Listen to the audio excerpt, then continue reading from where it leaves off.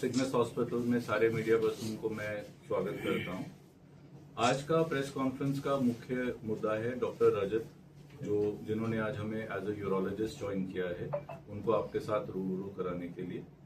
ये हमारे शहर के लिए एक तरह का वरदान है कि इन्होंने यूरोलॉजी करके अपने कैथल शहर में अपनी प्रैक्टिस करने का और सिग्नस के साथ एसोसिएट होने का इन्होंने निर्णय लिया। हम इनके लिए बहुत बहुत धन्यवाद करते हैं। थैंक यू डॉक्टर रजत।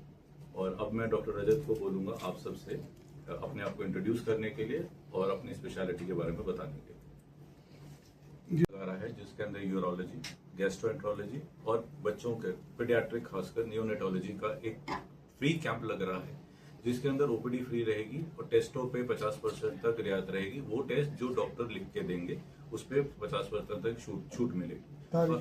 कल की दिन कल 25 तारीख समय सुबह 10 बजे से दोपहर 3 बजे। लोगों से यही अपील करता हूं कि यूरोलॉजिस्ट अब आपके शहर में आ गया है, कैथल में हमारा अपने यूरोलॉजिस्ट आ गए हैं, तो जो पेशाब संबंधी जितनी भी डॉक्टर साहब ने अभी चीजें बताई, जिसको भी ये परेशानी है, प्लीज आके इनसे परामर्श करें और उसका लाभ उठाएं। सर कहते हैं पहले यूरोलॉजिस्ट।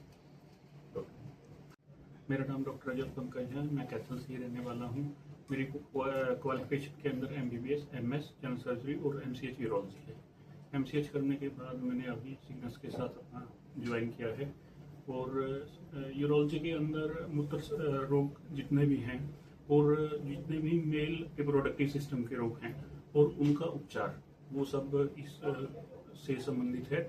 और जितने भी गुर्दे के कैंसर, मूत्राशय के कैंसर, जो लिंग है उसके कैंसर और जो टेस्टिस है उसके कैंसर, ये सारे हैं, इनका उपचार इसी चीज के अंदर आता है।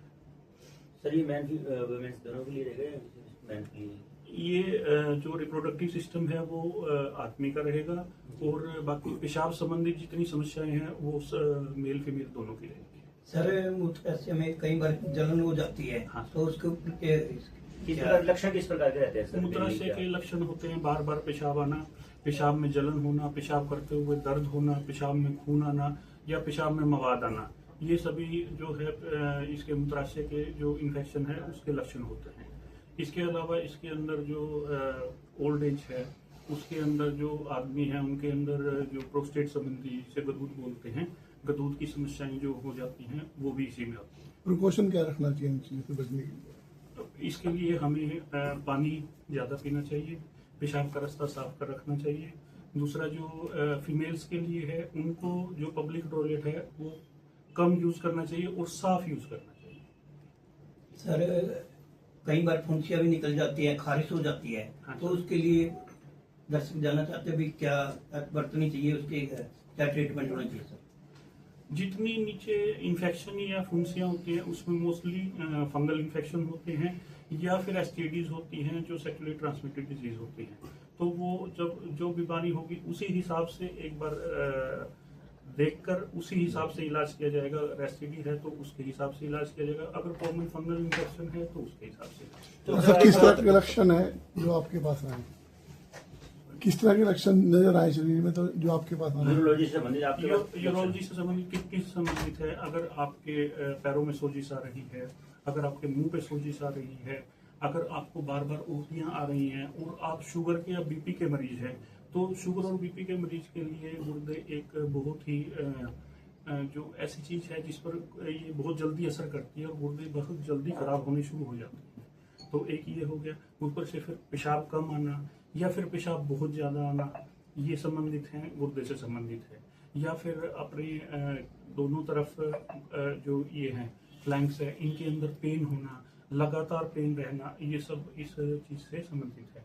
और अगर आपको दोनों फ्लैंक्स में लगातार पेन हो रहा है या फिर पेन वहां से होके नीचे थाई की तरफ जा रहा है या फिर स्क्रोटम की तरफ जा रहा है, इसका मतलब है कि गुर्दे से नीचे निकल के जो मूत्र की नली है उसके अंदर कई बार पथरियां फंस जाती हैं, जिसकी वजह से बहुत ज्यादा दर्द होता है और वो एक इमरजेंसी होती है। उसके अंदर क्या है कि पेशाब रुकने की वजह से गुर्दा फूलना शुरू हो जाता है, गुर्दा खराब होने की संभावना रहती है। और 3 साल का। सर इसका ऑपरेशन होता है लेजर से होता है कैसे? इसका ऑपरेशन लेजर से ही होता है। अगर बहुत ज्यादा बड़ी पथरी है और गुर्दा अगर काम नहीं कर रहा है तो उसके अंदर ये देखा जाएगा कि गुर्दा काम कर रहा है या नहीं कर रहा है।